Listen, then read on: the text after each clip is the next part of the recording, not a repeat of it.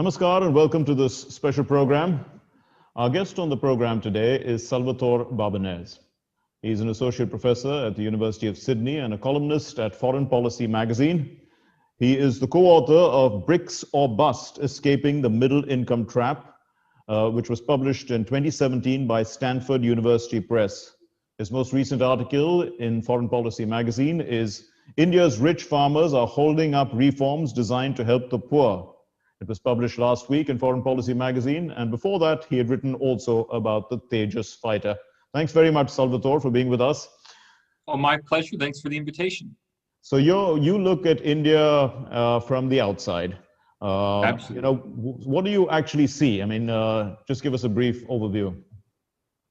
India is not only the world's largest democracy, a distinction everyone recognizes, it's also perhaps the world's only indigenous, non-Western democracy. And I say indigenous because there are democracies in places like Japan and South Korea and Taiwan, but their democracies really came out of World War II and out of American involvement in their country's politics.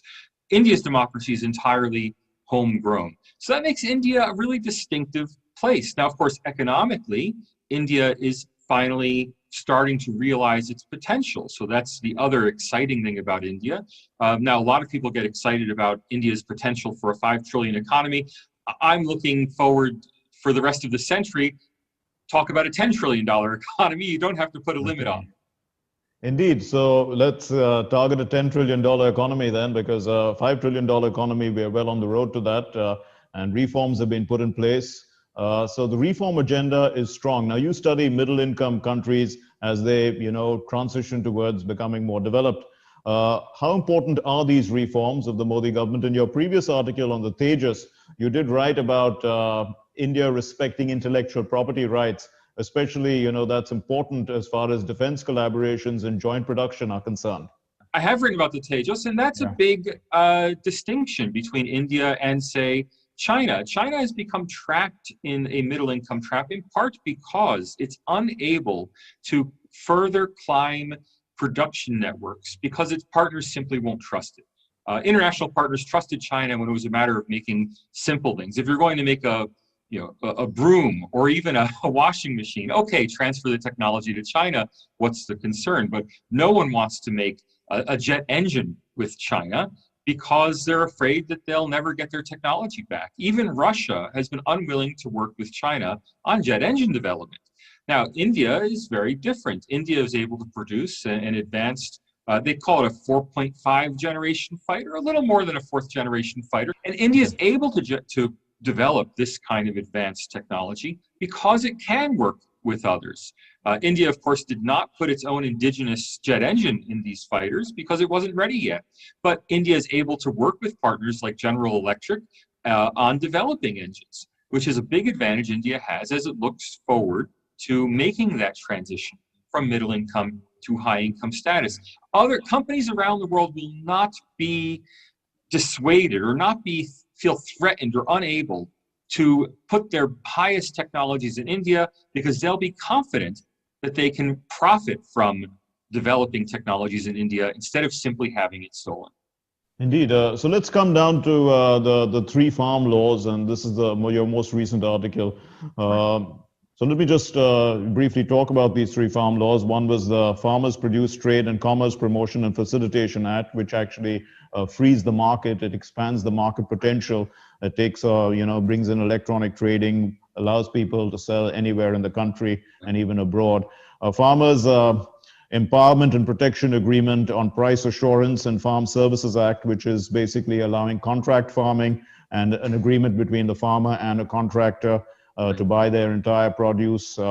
You, in fact, say that this is pretty much prevalent across the world. And the third one is about Essential Commodities Amendment Act, which allows regulation of certain food items in extraordinary situations like famines, etc. But it also allows warehousing to be developed.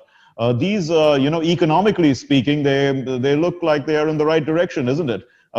Perhaps you can tell us a little bit about what you think about the economics of them.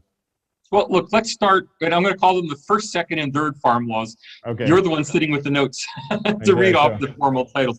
Look, I'll start with the 3rd. The 3rd farm law is an absolute no-brainer. Hoarding, which is really this third law allows wholesalers to accumulate stocks of farm produce without having to worry about being prosecuted under old hoarding laws that were there to prevent hoarding during famines. Well, famine is no longer a problem in India. If anything, India is transitioning to that developed world problem of people eating too much, not eating too little. Now, that said, there are still nutritional problems. Many people in India are not getting the proper balance to nutrition they need, but that's not the same thing as not having enough to eat. So the threat of hoarding is not a 21st century threat. And in any case, if it actually happened, India is a democracy, which means that people in India would demand access to food, and the government would step in to take action, which this law does allow. So I think it's really important that India get away from that famine era mindset that people might hoard food in case of famine and start to have a economy of plenty mindset, where really the issue is distributing produce as efficiently as possible. And the third farm law will allow the development of proper cold chains in India, proper warehousing in India, the development of really that middle sector in between the farmer and the retailer. There has to be a middle sector of wholesaling, and that is going to really benefit from the third law. Now, the second law, which will allow, people say it will allow contract farming. And it will allow contract farming. Now, some people are already engaged in forms of contract farming. It's just not formalized. I think what we should think of the second law as doing as creating a legal framework for contract farming. Now, contract farming is standard all across the developed world. If you go to the United States, an egg producer, for example, will have pre-sold the eggs to a distributor. And often the egg producer gets technology from the distributor, so that the producer is not so much a farmer as someone who manages land and manages the crop on behalf of a distributor to whom the farmer ultimately sells. Now, there's a potential for abuse in those kind of relationships. I think the important thing for India to ensure is that as contract farming develops, and contract farming, remember, is just a form of financing. Really what it does is it allows the farmer to get financing to produce a crop the farmer will then sell. The important thing is to make sure that this market is competitive. The real risk here is the risk that 10 years down the road, 15 years down the road, one or two companies dominate this market so much that they're able to exert pressure on farms. That's what's happened in the United States. It took a lot of time for the U.S. to develop in this direction, but in the lack of safeguards, ultimately, the consolidation of agribusiness meant that farmers only had one or two choices of who to work with. So India, in its regulatory approach to implementing this law, I strongly recommend, should ensure a competitive marketplace. If it does, this will be a very successful pro-farmer reform.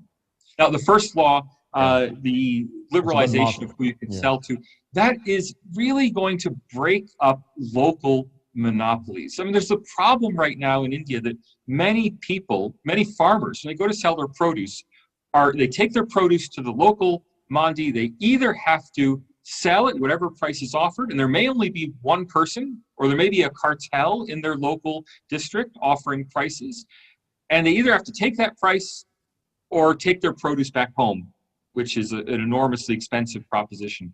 So there's a lot of potential for abuse in these local purchasing systems. What the first law will do is create potentially national markets for the purchase of farm produce. So the farmer can just look at the phone and say, oh, a price is available from this person, not in my district, not even in my state. I'll take that price. So you've given us a pretty good overview of the economics involved, but politics seems to be holding these farm laws. Politics are a different matter. Perhaps the international community would look at these farm laws the way you look at it. But the narrative that is being presented is something quite different. So to drum up international support, perhaps what happens is the politics begins to get more focus, and the enemies of the Indian state come into the picture. Sure. I mean, look, I'm not an agricultural economist. I'm a development sociologist. I don't know about the effects of farm reforms because I study them myself. I know about them because I go to the literature, I read the experts, I listen to what the real experts in these areas have to say, and I have enough knowledge to actually read the academic literature on these subjects instead of just looking at the press reports. Unfortunately, people on Twitter and celebrities are unlikely to go to the technical literatures and consult the true technical experts on these matters. Now, in my article on India's farm reforms, I didn't offer a technical analysis. What I offer are links to the specialist literature on the subject.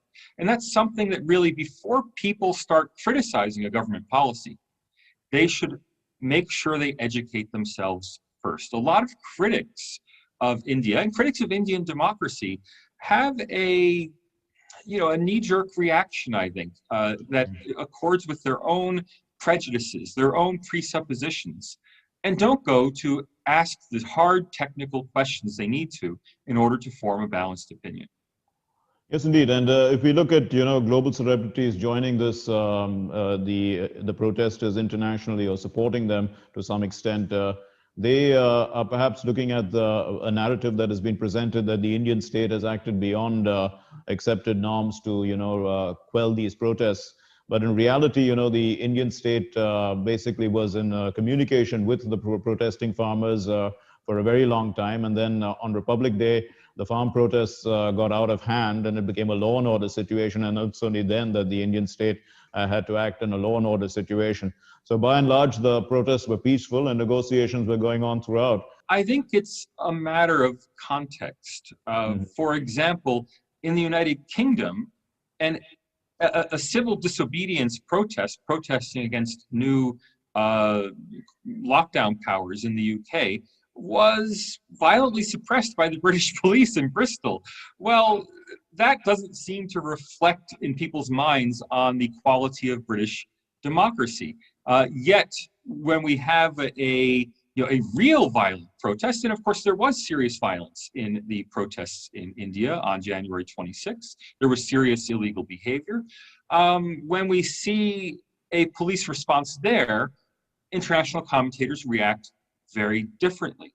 Now, I think that's, as a comparativist, I mean, I don't study India, I study developing countries. As someone who studies, broadly across national contexts, I'm always making these comparisons. And it's not about whataboutism. Why aren't you complaining about this police crackdown here, that police crackdown there? It's a matter that all countries, and certainly all democracies, faced with popular protest, seek to keep that protest within acceptable bounds. During coronavirus, many countries have simply outlawed protests. To India's credit, India has not simply suppressed these farm protests in the name of coronavirus security. Many other governments have done that, and a lot of people think it would be legitimate to do so. So the rich farmers, as you call them, they actually have a sizable non-resident Indian community. I mean, many of their family members are abroad, Right. Both Canada, England, and many other countries, maybe even the US, even Australia perhaps. But this has, this community has been perhaps being utilized to distort the facts internationally. And initially, of course, these rich farmers played a very significant role in taking India out of the famines, moving us from a stage of scarcity to surplus. But now that we have so many excess stocks, I mean, our buffer stocks are way in excess of the required amounts. We need to have a competitive market, wouldn't you think? And that is the purpose, the ultimate goal of these reform laws. First, I should point out that rich farmers is a headline term. These are richer farmers. Certainly by my standards, sitting here in Australia, these are not rich farmers, right? These are farmers who are also working hard, struggling. But by Indian standards, they have the largest farms in India by sheer size. They have the highest levels of farm income in India. Here we're talking about Haryana and Punjab farmers. They have the highest levels of farm income, and they have the highest levels of government subsidies of farmers in India. So these are really, within the Indian context, a relatively privileged group. And because they're a privileged group, they tend to have relatives in places like Canada, the UK, and Australia, as you said, and in the United States. Poor farmers who are farming less than 1 hectare with a bullock are much less likely to have relatives in the Canadian government than richer farmers who are farming 100 hectares with tractors. So that's just an orienting point here. But they really do have, I think, legitimate fears. But that's not the same as saying a legitimate argument.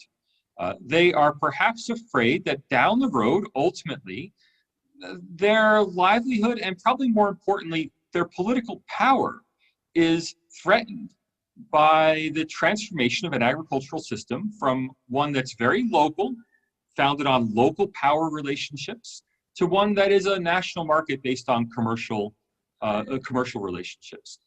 So one of the ways perhaps of changing the narrative internationally is to focus on the marginalized farmers and or the subsistence farmers, and to see how they are being benefited from these laws.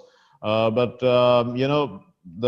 that's not really happening, because the impression is that these are the farmers who are actually coming out and protesting in large numbers, and you have described them as ones driven by debt and despair to the edge of suicide.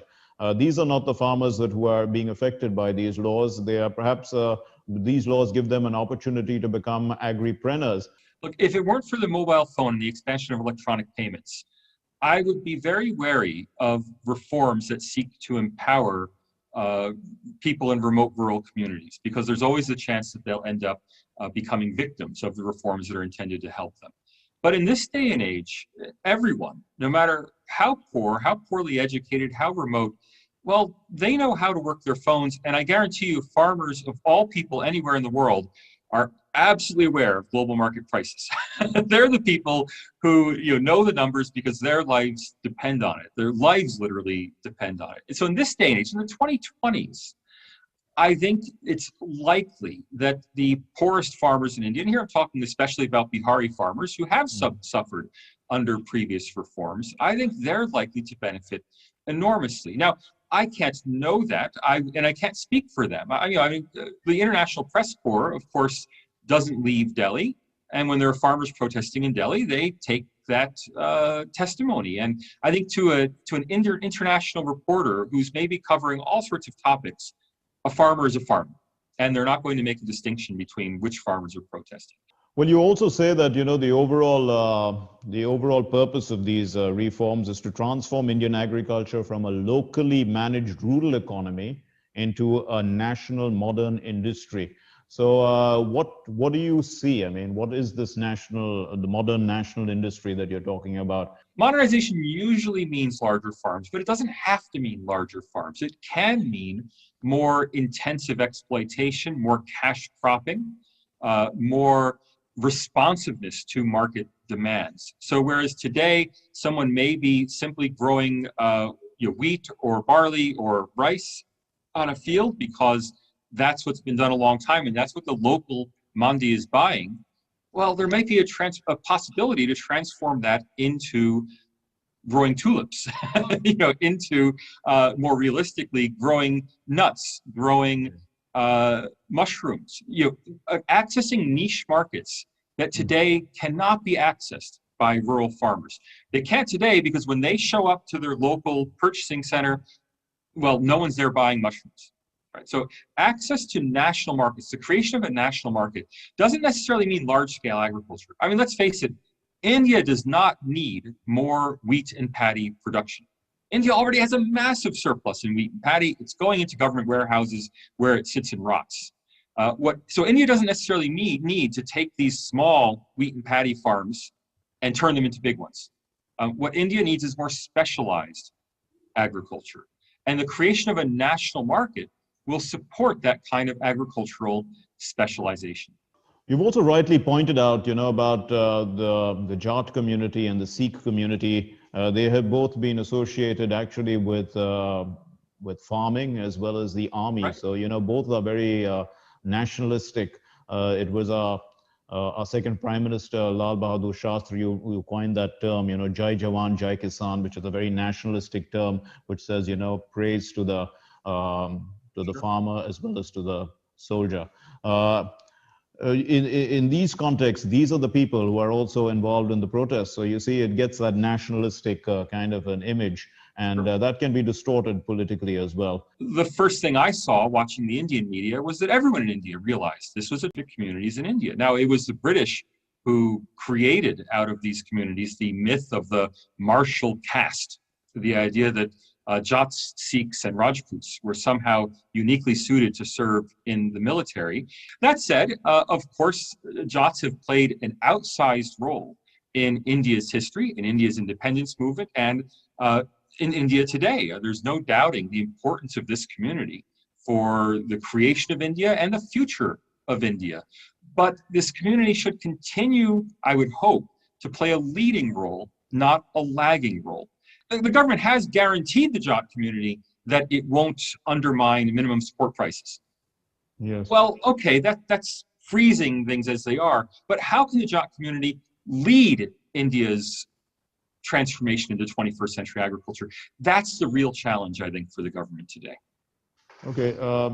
Now you've also described the system of agriculture in India prior to these laws as both economically wasteful and environmentally destructive.